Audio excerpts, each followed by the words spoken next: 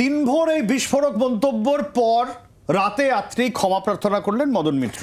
আর সুব্রত বক্সিকে একটা চিঠি লিখেছেন যে তিনি যা বলেছেন সেটা একটা ভুল ব্যাখ্যা করা হয়েছে। তৃণমূলের রাজ্য সভাপতিকে এই বয়ানে ক্ষমা প্রার্থনা করে চিঠি লিখেছেন মদন মিত্র। দিনভর এই নিয়ে আমাদের খবর আমরা আপনাদের সামনে তুলে ধরেছি, কারণ তিনি সরাসরি যে অভিযোগ করেছেন আইপ্যাককে নিয়ে এবং একাধিক বিষয় যেখানে অভিযোগের নিশানায় দল যেভাবে চলেছে সেই সমস্ত বিষয়গুলোকে সামনে তিনি তুলে এনেছিলেন, তারপরেই ক্ষমা প্রার্থনা করেছেন মদন মিত্র। আর ক্ষমা যে ঠিক কি বললেন মদন মিত্র এটাই জানার চেষ্টা করব।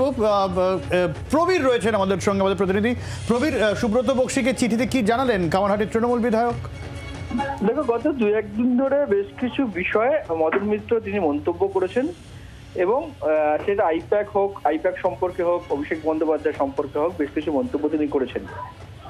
সন্ধ্যাবেলা দেখা যাচ্ছে যে তিনি পার্টির রাজ্য সভাপতি সুব্রত বক্সিকে একটা চিঠি দিয়েছেন, যে চিঠিতে তিনি লিখছেন যে তিনি বেশ কিছু মিডিয়া কিছু খবর করছে, সেখানে দাঁড়িয়ে যে ইচ্ছা করে মানে যে মন্তব্যগুলো তিনি করতে চাননি বা করছেন না সেই মন্তব্যে, এবং এর জন্য সুব্রত বক্সির কাছে ক্ষমা চেয়েছেন এবং ক্ষমা চেয়ে তিনি লিখেছেন যে তিনি অসুস্থ, তার শরীর খারাপ, তার জ্বর রয়েছে, তিনি অসুস্থ এবং এই অবস্থায় দাঁড়িয়ে তিনি একজন পার্টির সিনিয়র ওয়ার্কার এবং তিনি যে পার্টির নিয়ম মেনে চলা একজন সৈনিক এবং দীর্ঘদিনের সৈনিক এবং পার্টির জন্য তিনি অনেক লড়াই করেছেন। সুতরাং এটা এবং পার্টির সিদ্ধান্ত তিনি সবসময় মেনে চলেন।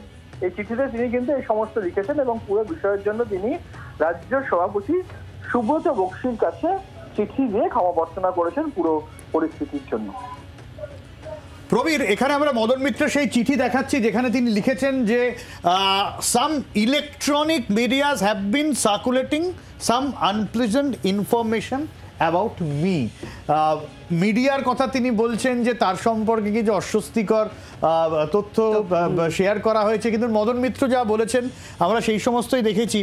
তারপরেও তিনি অসুস্থ এই কথাটা বলছেন, ঠিক এক্স্যাক্টলি কি বলতে চাইছেন মদন মিত্র? দেখো, কেন হঠাৎ সুব্রত বক্সিকে তিনি চিঠি লিখলেন এবং তিনি ঠিক কি বলতে চাইছেন চিঠিতে কিন্তু তার সম্পূর্ণ ব্যাখ্যা নেই, কিন্তু একদিকে যেমন সংবাদ মাধ্যম তার বেশ কিছু মন্তব্য বিরূপভাবে দেখানোর চেষ্টা করেছেন বা দেখাচ্ছেন, এবং তিনি যে পার্টির সৈনিক, দীর্ঘদিনের সৈনিক, পুরোনো দিনের সৈনিক, পার্টির নিয়ম মেনে চলেন, পার্টির সিদ্ধান্ত মেনে চলেন, ফলে এই ধরনের মন্তব্য তিনি করতে পারেন না বলে হয়তো বোঝাতে চাইছেন। প্রবীর, কোথাও কি এই যে চিঠি দিয়ে ক্ষমা প্রার্থনা করা মদন মিত্রের, দলের পুরনো সৈনিক তিনি, সে জায়গায় কোথাও কি একটা অস্বস্তিকর পরিবেশ তৈরি হচ্ছিল? সেটা কি কোথাও অনুভূত হচ্ছিল? সেই জন্যই কি এই চিঠি? দেখো, খুব স্বাভাবিক বিষয় যে গত 2-1 দিন ধরে মদন মিত্র যেভাবে একদিকে আইপ্যাক, দুর্নীতি, টাকা তোলা, প্রার্থী করে দেওয়ার নাম করে, পাশাপাশি দাঁড়িয়ে অভিষেক বন্দ্যোপাধ্যায়ের পারফরমেন্স, তার ভূমিকা, বিভিন্ন বিষয় নিয়ে প্রশ্ন তুলছিলেন, স্বাভাবিকভাবে পার্টির মধ্যে কিন্তু একটা অস্বস্তি তৈরি হচ্ছিল। যেমন সকালে ফিরাদ হাকিম তিনি বলেছেন যে দলের কথা দলের মধ্যে বলাই ভালো, বাইরে বলা উচিত নয়। সেক্ষেত্রে দাঁড়িয়ে আজকে কুণাল ঘোষাল কিন্তু এই সম্পর্কে কোনো মন্তব্য করতে চাননি। স্বাভাবিকভাবেই মদন মিত্র যে প্রকাশ্যে যে মন্তব্য করছেন পার্টির জন্য অত্যন্ত অস্বস্তিকর, বিশেষ করে 2021-এর বিধানসভা নির্বাচনে আইপ্যাক ছাড়া কাজ করেছে এবং সেক্ষেত্রে তুমি সঙ্গে থাকো। এই আইপ্যাক নিয়ে মদন মিত্র কি বলেছেন আরো একবার আপনারা শুনুন, কারণ মদন মিত্র যে চিঠি দিয়েছেন সেখানে লিখছেন যে কিছু সংবাদ মাধ্যমের তরফ থেকে তার যে বয়ান, যার যে বক্তব্য, সেগুলো মিসলিড করা হচ্ছে বা ভুল তথ্য তুলে ধরা হচ্ছে। মদন মিত্র কি বলেছিলেন সেই বক্তব্য আপনাদের শোনাবো, শুনুন আইপ্যাক নিয়ে মদন মিত্রের মতামত। তৃণমূল কংগ্রেসের বিরুদ্ধে অনেক দুর্নীতির অভিযোগ আমরা দেখেছি, যেমন শিক্ষা দুর্নীতি হোক বা অন্যান্য দুর্নীতির অভিযোগ এসছে। আপনি বলছেন এই যে দুর্নীতি, এটাকে আইপ্যাক এর সঙ্গে যুক্ত বা আইপ্যাকই দুর্নীতি করেছে, কার্যত দলকে মেলাইন করেছে, কি বলছেন? কি তৃণমূল দলে যদি দুর্নীতি কেউ শুরু করে থাকে সেটাই হাঁসপ্যাক ব্যাকপ্যাকের মধ্যে থেকেই, বিভিন্ন এজেন্সির মধ্যে থেকেই হয়েছে।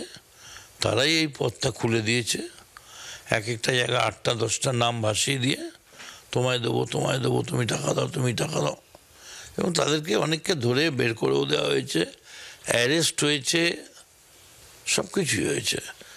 আমার খালি একটা বক্তব্য ছিল, আমি তৃণমূল কংগ্রেসে এই টাকার খেলার ব্যাপারে একটা প্রতিবাদ করেছিলাম, তাতে এমনভাবে নিউজ প্রচারিত হয়েছিল, মনে হয়েছিল যেন মমতা বন্দ্যোপাধ্যায়ের নলেজে আছে। না, আমি করজোড়ে পায়ে ধরে ক্ষমা চেয়ে বলছি, আমি মমতা বন্দ্যোপাধ্যায়ের অনুগামী নয়, অনুগত। আমার বুক চিরলে মমতা বন্দ্যোপাধ্যায়কে দেখা যাবে। আমার কথায় মমতা বন্দ্যোপাধ্যায় যদি কখনো দুঃখ পেয়ে থাকেন, আমায় বললে আমি রাজনীতি ছেড়ে চিরকালের জন্যে আমি বাড়িতে বসে যাব। আসলে রূপক অর্থে অনেকেই অনেক রকম ব্যাখ্যা করছেন। আমি যেটা বলেছিলাম যে এখন এই গুজরাটি মারওয়ারি বাইরে থেকে কিছু লোক এসছে কাঁচা পয়সাওয়ালা, তারা বলছে क्या हमको टिकट दे दे, कितना पैसा लगेगा, 1 लाख लगेगा, 2 करोड़ लगेगा, ये लो पैसा ले लो, अगर लग गया तो लग गया और नहीं लग गया तो पैसा चोट हो गया। এরকম ভাই বলি, খুব মমতা বন্দ্যোপাধ্যায়ের আর স্বচ্ছতা এই দুটো একই জিনিস। মমতা বন্দ্যোপাধ্যায় আর স্বচ্ছতা, হংস পাখায় কখনো দাগ লাগে না। আপনি বলছেন প্রার্থী করে দেওয়ার নামে টাকা চাওয়া হয়েছে বা টাকা নেওয়া হচ্ছে? আইপ্যাক করেছে, সবই আইপ্যাক করেছে, আইপ্যাকই পরিস্থিতিটা তৈরি করেছে। এটা তো 2021 নির্বাচন আইপ্যাক করেছে মূলত আপনাদের, আপনার নজরে কবে এলো? নির্বাচন ওরা করেনি, ওরা ওপর থেকে নৈবেদ্যের নাড়ুটা তুলে নিয়ে গেছে, কিছু নামপাম দিয়ে টাকা পয়সা নিয়ে কিছু লোকের রেকমেন্ডেশন করে দিয়ে চলে গেছে। ইলেকশন লড়েছে আমাদের ছেলেরা। আইপ্যাকের আবার ছেলে কোথায়, খায় না মাথায় দেয়। আইপ্যাক কোত্থেকে লড়বে? আইপ্যাক মানে হচ্ছে প্যাক আপ, মানে তৃণমূলকে প্যাক আপ করো, নিয়ে চলো। আর দিনভর এই মন্তব্য নিয়ে চর্চা হয়েছে, জল্পনা হয়েছে। তারপরে মদন মিত্রর এই চিঠি, যেখানে সুব্রত বক্সিকে তিনি চিঠি দিয়ে ক্ষমা প্রার্থনা করছেন, এই চিঠি নিয়ে যেখানে তিনি বলছেন যে কোনো মিডিয়ায় ভুল ব্যাখ্যা করা হচ্ছে। আমরা মদন মিত্রের সঙ্গে যোগাযোগ করেছিলাম, তিনি যদিও এই নিয়ে কোনো মন্তব্য করতে চাইনি। তিনি বলেছেন চিঠিতে যা বলার তিনি বলেছেন, এবং এই জায়গা থেকেই নানা রকম জল্পনা আত্রেই যে তাহলে মদন মিত্র এই কথা কেন বললেন, তারপরে এই চিঠি, জল্পনা ধোঁয়াশা যা ছিল সেই ধোঁয়াশাই রইল।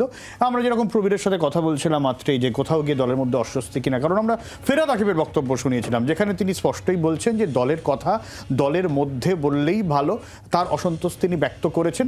এরপরে রাতে মদন মিত্রের এই চিঠি, যেখানে এই গোটা বিষয়ের জন্য তিনি ক্ষমা চেয়ে নিয়েছেন। বাংলার আওয়াজ, বাঙালির আবেগ, জি 24 ঘন্টা।